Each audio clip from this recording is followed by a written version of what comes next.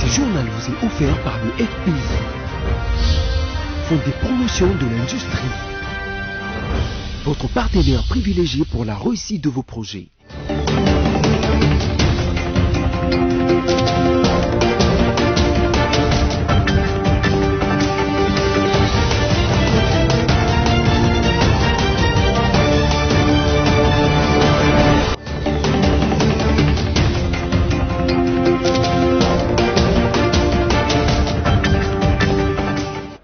Bon début de week-end à tous et à toutes et merci de votre choix à BSC Télévision. L'actualité ce soir, l'armée congolaise a repris le contrôle de la plus grande base des ADF appelée Madina à Beni dans le Nord Kivu. Depuis ce jeudi, les FARDC ont délogé ces rebelles de leur occupation qui date de plus de 20 ans. L'actualité, c'est aussi la rencontre entre la présidente de l'Assemblée nationale et le caucus des élus nationaux du Maniema. Ils ont échangé autour de l'insécurité qui bat son plein dans quelques territoires de la province du Maniema. Sachez aussi que le Fonds de promotion de l'industrie a effectué une visite ce vendredi à la société Maliland Zenze, constructeur des barges, afin de faciliter le transport des produits agricoles et autres en RDC. Une satisfaction pour le FPI qui a palpé du doigt la réalisation du projet qu'il a financé. Merci de votre attention. Les forces armées de la République démocratique du Congo ont pris le contrôle depuis ce jeudi 9 janvier de la plus grande base des ADF appelée Madina. Les rebelles avaient occupé cette base depuis 20 ans, causant ainsi des atrocités au sein de la population civile. Livien Lozolo pour des détails.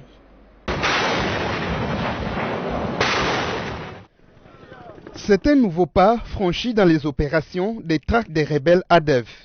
Jeudi 9 janvier 2020, les FARDC ont annoncé avoir pris les contrôles de Madina au terme de plusieurs jours d'affrontements. Après 10 jours de combats intenses, la victoire est totale sur la célèbre base de Medina, au nord-est de Beni, camp occupé depuis 20 ans par les ADF, a annoncé l'armée régulière sur son compte Twitter. Ici, les commandants second du secteur opérationnel Sokola 1, Grand Nord, le général Nkuba Chirimwami Peter, présente les félicitations de la hiérarchie aux voyants militaires FARDC qui ont abattu ce travail de titan. Je vais profiter de l'occasion pour transmettre les félicitations du président de la République, du ministre de la Défense, du chef d'état-major général, à la troupe qui est avec nous, pour leur dire que la hiérarchie militaire a été très soulagée quand ils ont appris que nous venons de prendre le contrôle de Medina, et ils m'ont instruit de transmettre les félicitations au FARDC et spécialement à la troupe qui a pris la conquête de Medina. Considéré comme le cœur des ADF, Medina est l'une des bases militaires très stratégiques et très importantes pour les rebelles islamistes d'origine ougandaise qui perdent peu à peu le terrain après avoir infligé d'insupportables atrocités aux populations civiles. Selon les dernières statistiques, au moins 3000 civils ont été tués dans les incursions des ADF depuis 2014. Et puis, les observateurs tant nationaux qu'internationaux se sont penchés sur la situation qui prévaut dans l'Est de la RDC. Ils veulent en savoir plus sur la convocation du dialogue tant proposé au chef de l'État Félix Tshisekedi par les acteurs politiques et sociaux intéressés par cette question. Placide Kieselo pour le détail. Le président de la République démocratique du Congo, Félix Antoine Tshisekedi Tshilombo, doit-il prêter oreille à la demande formulée par les différentes personnalités et organisations sociales sur la tenue d'un dialogue visant à mettre définitivement fin au drame qui secoue l'Est de la RDC? Cette interrogation constitue la préoccupation de plusieurs observateurs, tant nationaux qu'internationaux, sur la situation qui prévaut actuellement à l'est de la RDC et sur la menace qui guette le pays de Lumumba. Ces observateurs déplorent le fait que les sangs ne cessent de couler depuis plusieurs années dans ces coins du pays, malgré les différentes stratégies mises en place. Ayant déclaré dans son discours du 13 décembre 2019 sur l'état de la nation que l'année 2020 est une année de l'action, ces analystes estiment qu'il est temps que le chef de l'État, Félix Tshisekedi, procède à des actions de grande envergure pour pacifier la RDC dans son ensemble. Au nombre de ces actions, ces observateurs font allusion aussi à une concertation qui regrouperait les fils et filles de la RDC pour réfléchir sur les voies et moyens d'éradiquer les groupes armés qui déciment des populations qui ne savent plus à quel sens se vouer. Conscient de ses responsabilités, seul Félix Tshisekedi est à même de répondre à l'interrogation en appréciant les bien-fondés de la convocation d'un dialogue ou d'une concertation. Cependant, en cas de dialogue, l'on craint que cela serve à assurer l'impunité à ceux des Congolais qui, pour des raisons de positionnement politique et des affaires, se permettent de tuer leurs frères et sœurs, de les chambouler ou de les contraindre à une errance continuelle, fuyant les tueries. Par le passé, il y a eu plusieurs dialogues qui n'ont pas ramené la paix. Les scélérats reviennent à la charge quand ils veulent de nouveau des postes politiques ou qu'ils veulent faire des affaires. Les causes et les acteurs de ces crimes à répétition étant connus, la justice et la répression militaire peuvent aider à ramener la paix à l'Est. L'action diplomatique étant réservée pour des milices d'origine extérieure. Nous l'avons annoncé en titre, la présidente de l'Assemblée nationale a reçu le caucus des élus nationaux du Maniema. Ils ont échangé autour de l'insécurité qui bat son plein dans quelques territoires de la province du Maniema. Encore une fois, Lévin Luzolo. L'insécurité qui bat son plein dans quelques territoires de la province du Maniema, notamment à Lubutu, Kasongo, Kabambari et dans la ville de Kindu, préoccupe les caucus des députés nationaux de cette partie du pays. Ils ont été reçus ce vendredi 10 janvier 2020 par la présidente de l'Assemblée nationale, Janine Mabunda Lioko, pour expliquer ce problème. Nous sommes le caucus des députés nationaux du Maniema. Nous avons sollicité et obtenu un entretien avec l'honorable présidente de l'Assemblée nationale, qui est la responsable numéro 1 de notre institution, pour des questions brûlantes qui se passent chez nous au Maniema. Comme vous le savez, l'insécurité est un problème très sérieux. Et chez nous au Maniema, c'est pratiquement toute la province qui est aujourd'hui concernée par ce problème, notamment dans le territoire de Kabambare, dans le territoire de Kasongo, Kailo, Lubutu et même dans la ville de Kindu. Alors, nous avons jugé bon de rencontrer l'honorable président de l'Assemblée nationale pour donner des explications claires par rapport à cette question et donner aussi des pistes de solutions sur lesquelles le gouvernement peut se baser pour résoudre cette question.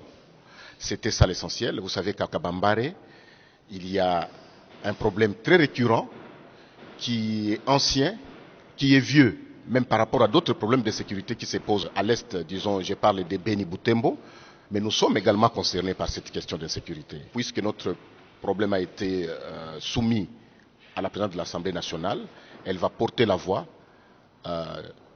de la base, la population du Maniema, ainsi que de nous-mêmes, des députés, auprès des autres institutions de la République. Rappelons que l'insécurité dans cette partie de la RDC est alimentée par les conflits entre les communautés locales et les sociétés aurifères, à savoir Baro Namoya Maineng. Kidnapping effectué par des miliciens Maïmaï Malaïka. Les caucus des députés nationaux de ces coins de la RDC doivent avoir trouvé une oreille attentive auprès de Janine Mabunda, présidente de l'Assemblée nationale. Une autre forme d'insécurité, c'est aussi le viol. Ainsi, la justice a reconnu coupable de viol le militaire Umbaka Songo Gabriel sur une mineure de 13 ans dans la commune de Lansele, ici à Kinshasa. Il écope de 15 ans de servitude pénale et doit payer des amendes à la victime et à sa famille. La décision est tombée lors d'une audience publique. Andolo, images et commentaires. La justice a tranché sur l'affaire du viol d'une mineure de 13 ans violée plusieurs fois par un militaire du nom de Umbaka Songo Gabriel.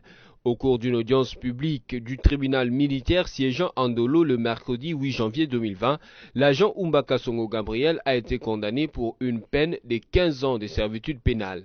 Pour l'avocat de la victime, ce jugement est aussi une victoire pour la petite Annie qui a su se montrer très courageuse lors de ses différentes comparutions devant le tribunal. Le militaire devra également payer des indemnités à la victime et à sa famille. Pour rappel, les faits se sont déroulés dans un camp militaire dans la commune de Lantsele. La jeune fille a été violée à répétition par les collègues de son père. La victime, âgée de seulement 13 ans, s'est retrouvée enceinte de quelques semaines. Le procès avait débuté le mercredi 20 novembre 2019.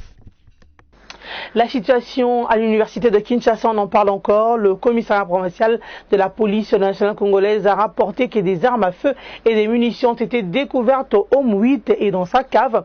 Une découverte pour laquelle la PNC Kinshasa annonce l'ouverture d'une enquête afin de retrouver les coupables. Josué Kalamba. Le commissariat provincial de la police nationale congolaise ville de Kinshasa rapporte que quelques armes à feu ont été retrouvées au Home 8 et dans sa cave à l'université de Kinshasa Unikin le jeudi 9 janvier 2020 après des déguerpissement des étudiants. Cette découverte a été faite par la police universitaire qui a alerté le commissariat provincial aussitôt. Ces armes sont au nombre de 4 AK et une NATO ainsi que 105 munitions. Les enquêtes sont en cours pour retrouver les criminels qui ont introduit illégalement ces armes à l'Unikin, dit un communiqué signé par le commissaire provincial Silvano Kassongo. Par ailleurs, les délais accordés aux étudiants de quitter les homes a expiré depuis le jeudi, mais quelques étudiants sont encore au campus malgré la menace policière. Notez qu'il y est prévu une rencontre entre le chef de l'État et les représentants des étudiants pour la recherche de solutions. L'actualité, c'est aussi le Fonds de promotion de l'industrie qui a effectué une visite ce vendredi 10 janvier à la société Malilandende, constructeur de barges, afin de faciliter le transport des produits agricoles et autres en République démocratique du Congo. Une satisfaction pour le Fonds de promotion de l'industrie qui a palpé du doigt la réalisation du projet qu'il a financé. Images et commentaires. Le Fonds de promotion de l'industrie poursuit sans embâche le financement de projets à travers la République démocratique du Congo. Dans le cadre de suivi de ces différents projets, le directeur général et son adjoint, ainsi que le président du conseil d'administration du FPI, ont visité la construction de barges par la société Malilandende appartenant à Olivier Birler. Sur les 4 barges financées par le FPI, 2 sont en dernière phase de construction. Ici, sur le port de la Marsavco, Patrice Kité Bikibolvoul et Isidore Kabouelongo ont palpé du doigt ces réalisations. Le promoteur du projet, Olivier Bieler Jean Edmond, a révélé le montant du financement, mais aussi l'utilité de ces barges dans l'économie de la République démocratique du Congo. Donc cette fois-ci, on a recouru au FPI pour la construction de 4 nouvelles barges, parce qu'en fait, des bateaux, on en a suffisamment, mais on n'a pas suffisamment de barges. Donc on a recouru au FPI pour la hauteur d'$1 million. Et en tout cas, ça n'a pas traîné, je crois, en moins de 45 jours après avoir déposé le dossier, l'étude du dossier. En moins de 45 jours, on a eu le financement. Et pratiquement le lendemain du financement, on a commencé. Donc ici, c'est un financement il y a plus ou moins 2 mois. Et vous voyez déjà 50% du projet est réalisé. Les 2 premières barges sont terminées.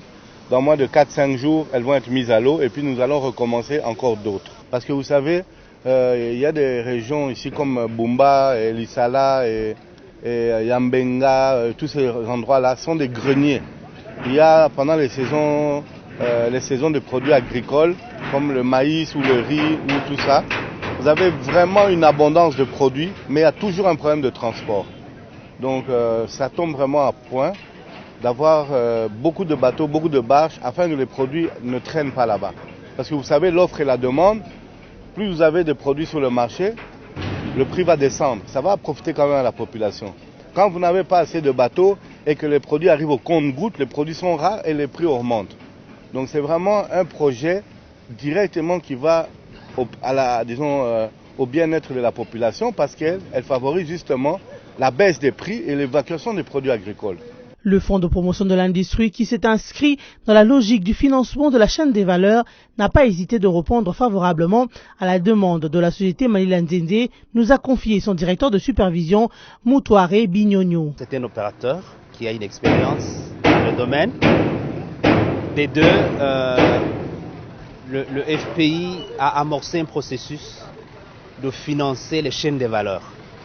Je vous donne un exemple, nous finançons les cimenteries. Mais ce ciment-là, il doit être écoulé. Et le marché n'est pas seulement quinois, le marché, il est à l'intérieur du pays aussi. Après la visite couronnée d'une fierté de la bonne localisation du financement, l'équipe du FPI a quitté le port de la Massavco où sont construites ces barges. Dans le reste de l'actualité, l'armée sud-africaine a annoncé l'ouverture des enquêtes après l'atterrissage raté de son aéronef C-13 dans la ville de Goma. Au Nord Kivu, cette enquête sera diligentée pour investiguer sur les circonstances de l'incident qui reste encore inconnu. Srin Sulambi Mukenge signe ce reportage. Suite à l'atterrissage raté de l'un de ses avions déployés en RDC, l'armée sud-africaine a annoncé l'ouverture des enquêtes pour investiguer sur les circonstances de l'incident. Il s'agit d'un aéronef C-13 qui revenait d'une mission à Beni dans le cadre de l'appui logistique au contingent sud-africain de la MONUSCO, qui malheureusement a connu son crash jeudi 8 janvier 2020 avant d'atteindre l'aéroport de Goma dans la province de Nord Kivu. Jusqu'à présent, l'origine de ces crashs n'est pas encore connue. D'après les premières investigations menées sur le lieu du drame, l'appareil a été consumé par le feu qui s'est déclaré à l'atterrissage. L'équipe de secours de la MONUSCO est intervenue quelques instants après et a pu éteindre le feu. L'avion avait à son bord 8 membres de l'équipage, 59 passagers et du logistique. L'armée sud-africaine a confirmé par ailleurs qu'aucun mort et aucun blessé n'ont été enregistrés dans cet incident. L'Assemblée provinciale de Kinshasa vient un communiqué officiel signé à la date du 8 janvier, lance le concours de recrutement des agents de son administration. Le test est prévu pour le samedi 18 janvier 2020. Entre-temps, les candidatures sont enregistrées au secrétariat du cabinet du président de l'Assemblée provinciale de Kinshasa du 9 au 15 janvier 2020. José Kalamba nous en parle. Conformément à l'édit numéro 002/2018 du 7 décembre 2018 portant statut des agents des carrières des services publics de la ville de Kinshasa et du règlement administratif de l'Assemblée provinciale de Kinshasa, il est porté à la connaissance du public qu'un concours de recrutement des agents de l'administration de l'Assemblée provinciale de Kinshasa sera organisé le 18 janvier 2020. Les candidats sont enregistrés au secrétariat du cabinet du président de l'Assemblée provinciale de Kinshasa du 9 au 15 janvier 2020 dès 10h juste à 15h30. Notez que les candidats à ce concours doivent remplir les conditions suivantes: être congolais, jouir de la plénitude de ce droit civique, être de bonne vie et mœurs, être âgé de 18 à 35 ans, disposer d'un titre scolaire, académique ou professionnel délivré par une institution reconnue par l'État, être en bonne santé et apte physiquement et mentalement. Enfin, prévoir dans son dossier un curriculum vitae et une lettre de motivation. Les secrétariats du cabinet du président de l'Assemblée provinciale est situé au siège de l'Assemblée provinciale de Kinshasa, 6 avenue Colonel Ebea, numéro 3554, Kinshasa-Gombe, référence hôpital Mamayemo. Ce journal est terminé, place au rappel de titres.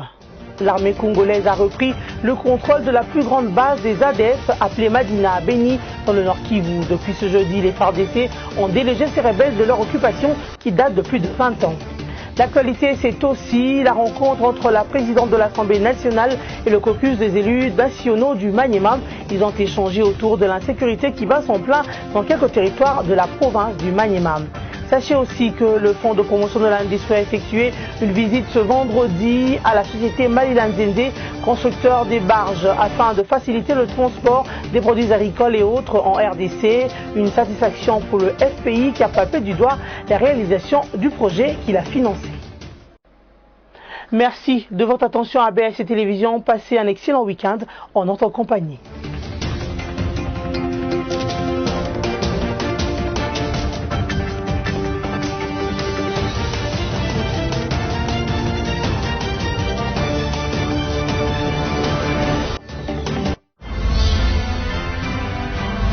Ce journal vous a été offert par le FPI, Fonds des promotions de l'industrie.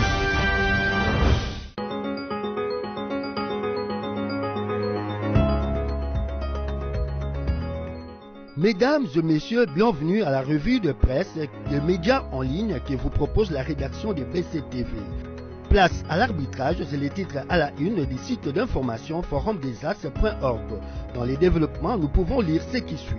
En sa qualité de président de la commission interministérielle ad hoc constituée notamment par le Premier ministre, le VPM Tundaya Kasende a lancé hier une série de réunions dans le but de restaurer dans la paix. En sa qualité de président de la commission interministérielle ad hoc, constituée notamment par le Premier ministre, le VPM Tundaya Kasende a lancé hier une série de réunions dans le but de restaurer la paix dans ces provinces. La fin de la crise institutionnelle au Congo central, à Ituri, au Sankuru et au Olomami pourrait être une question des semaines, voire des jours. En témoigne les démarrages des travaux depuis hier jeudi 9 janvier, des travaux de la commission ad hoc instituée depuis quelques semaines pour décrisper la situation qui prévaut dans les 4 provinces citées ci-dessus. Évoluons avec actualité.cd qui s'interroge, RDC Justice, faut-il arrêter Némoin Dansemi? Le samedi 4 janvier 2020, Zakari Badiengila alias Némoin Dansemi, leader du parti Bundu Diamayala, s'est autoproclamé président de la République démocratique du Congo et dit être bénéficiaire d'un coup d'état divin qui met fin, ajoute-t-il, à une présidence de mascarade de Félix Tshisekedi qui, d'après lui, est libre de rester à Kinshasa ou d'aller dans la région du Kasaï. Ce que je lui reproche, c'est qu'il a épousé une femme rwandaise. S'il n'avait pas trouvé au Kasaï, il serait revenu au Congo central, a-t-il dit, devant ses fidèles du parti Bundu Diamayala. Selon les proches du chef de l'État, ces propos sont de nature à souiller l'honneur et la réputation du chef de l'État et de son épouse. De ce fait, les leaders de Bundu Diamayala devraient être poursuivis et jugés pour imputation dommageable envers le président de la République et son épouse, conformément à l'article 74 du Code pénal, pour offense au chef de l'État, conformément à l'article 1er de l'ordonnance loi numéro 300 du 16 décembre 1963, ainsi que pour l'organisation et la direction d'un mouvement insurrectionnel. C'est avec Okapi.net que nous allons mettre fin à cette revue de presse. Ce site d'information nous livre ces titres. Le PPRD lance une mobilisation générale contre la guerre asymétrique dans l'est de la RDC. Le Parti du peuple pour la reconstruction et la démocratie a lancé le 9 janvier une mobilisation générale contre la guerre asymétrique qui sévit dans l'est de la République démocratique du Congo. Selon Ferdinand Kambere, le secrétaire permanent adjoint, cette action est une campagne de veille des consciences pour inciter les jeunes à servir sous les drapeaux.